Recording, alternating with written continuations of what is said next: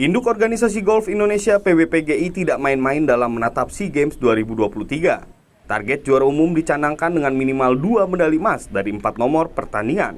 9 atlet yang merupakan hasil pemantauan sepanjang tahun dipanggil untuk mewakili Indonesia, terdiri dari 5 pegolf putra dan 4 pegolf putri yang kini menjalani pelatnas di Damai Indah Golf BSD Tangerang.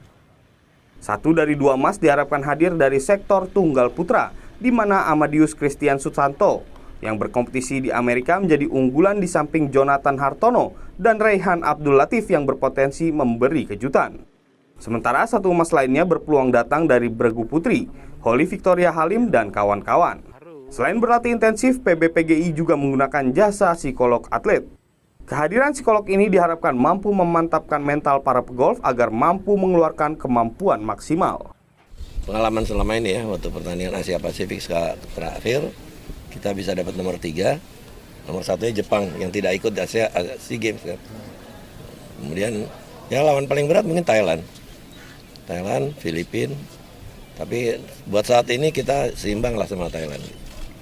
Nah, dengan adanya tadi sampaikan golf psikolog untuk para atlet itu karena masalah kita ini di mental sama emosi ya. Kan golf kan menyangkut itu, jadi itu yang kita perbaiki.